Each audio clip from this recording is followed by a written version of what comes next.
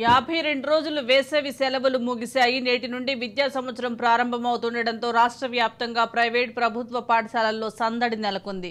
విద్యార్థులు పాఠశాలలకు వెళ్తున్నారు. ఈ సందర్భంగా ప్రభుత్వ పాఠశాలలు కూడా ప్రైవేటు పాఠశాలలకు దీటుగా సౌకర్యాలు కల్పిస్తున్నాయి. నిర్మల్ జిల్లా కేంద్రంలోని బాలికల ఉన్నత పాఠశాల ఎటువంటి సౌకర్యాలు కల్పిస్తున్నాయో ఆ పాఠశాల హెడ్ మాస్టర్ ద్వారా మా ఆదిలాబాద్ ప్రతినిధి శ్రీనివాస్ అందిస్తారు.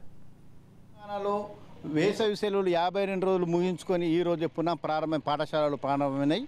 ఆదిలాబాద్ జిల్లాలో 2,847 స్కూళ్లలో 4,75,000 మంది విద్యార్థులు ఉన్నారు. అయితే మనం నిర్మల్ జిల్లా కేంద్రంలోని బాలిక ఉన్నత పాఠశాలలో ఉన్నాము. ఇక్కడ విద్యార్థులు ఏ విధంగా ఉన్నారు, అసలు పాఠశాల ఏ విధంగా ఉన్నారు, బడిబాటలో ఏ విధంగా విద్యార్థులు చేర్చుకున్నారు, ప్రైవేటు పాఠశాలకు ధీటుగా ప్రభుత్వ పాఠశాల ఉందని చెప్పేసి ఇక్కడ ఒకటి కనిపిస్తుంది. అయితే మనం ఇక్కడ ప్రధాన ఆచార్య మనతో మనం అడిగి తెలుసుకుందాం. చెప్పండి సార్, మీరు బడిబాటలో ఈ స్కూల్ యొక్క వివరణ చెప్పండి. ఈ పాఠశాల చాలా పురాతనమైనది. నిర్మల్లో మొట్టమొదటి బాలికల ఉన్నత పాఠశాల. దీంట్లో మొదటి నుండి తెలుగు మీడియం, ఇంగ్లీష్ మీడియము బోధన జరుగుతున్నది. ఈ పాఠశాలలో అనేక మంది చదివి చాలా రంగాల్లో స్థిరపడి ఉన్నారు. ఈ విద్యా సంవత్సరం నేటితో ప్రారంభమవుతున్నది. ఈ సందర్భంగా మేము జూన్ 3 నుండి బడిబాట కార్యక్రమాన్ని నిర్వహించాము. గ్రామ సభలు, వార్డు సభలను నిర్వహించి ఆయా పాఠశాలకు వెళ్ళాము. పాఠశాలలోని విద్యార్థుల వివరాలను సేకరించి విద్యార్థుల తల్లిదండ్రులను కలిసి విద్యార్థులకు మా పాఠశాలలో చేర్చుకునే విధంగా వారితోని మాట్లాడడం, వాళ్ళని మోటివేషన్ చేయడం జరిగింది. గ్రామంలోని వార్డుల్లోని స్వచ్ఛంద సేవా కార్యకర్తలతోని, ఆశా కార్యకర్తలతోని మేము ప్రైవేటు పాఠశాలకు ధీటుగా అన్ని రకాలుగా విద్యను అందిస్తున్నాము. గత సంవత్సరం జరిగిన 23-24 విద్యా సంవత్సరంలో 100% 10వ తరగతి ఫలితాలు కూడా మేము సాధించినాము. ఇదని చెప్పడానికి మేము చాలా గర్వంగా ఉన్నాము. ఈ విద్యా సంవత్సరం నుంచి కాకుండా గతంలో నుంచి కూడా మేము ప్రతి విద్యార్థినికి పాఠ్య పుస్తకాలు, నోట్ పుస్తకాలు, తర్వాత ప్రభుత్వం అందించే 2 జతల స్కూల్ యూనిఫామ్ దుస్తులను కూడా మేము అందిస్తున్నాము.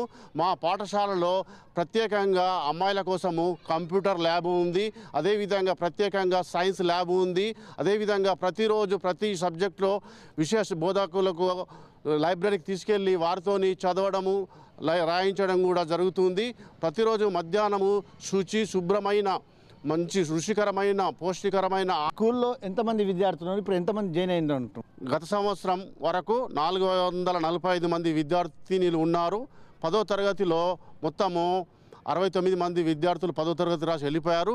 ఈ సంవత్సరము మేము అడ్మిషన్ల కోసం పాఠశాలకు వెళ్ళడం జరిగింది. 6వ తరగతిలో ప్రతి సెక్షన్లో ఇంతవరకు 20 చొప్పున 40 మంది విద్యార్థులను చేర్చుకోవడం జరిగింది.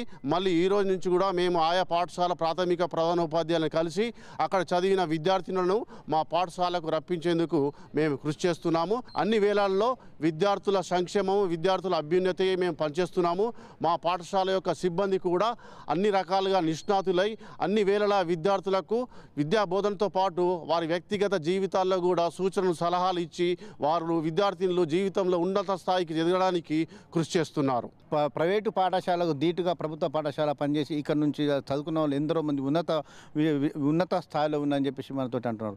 కెమెరామెన్ సురేష్ తోటి Srinivas, Raj news, girls high school నుంచి.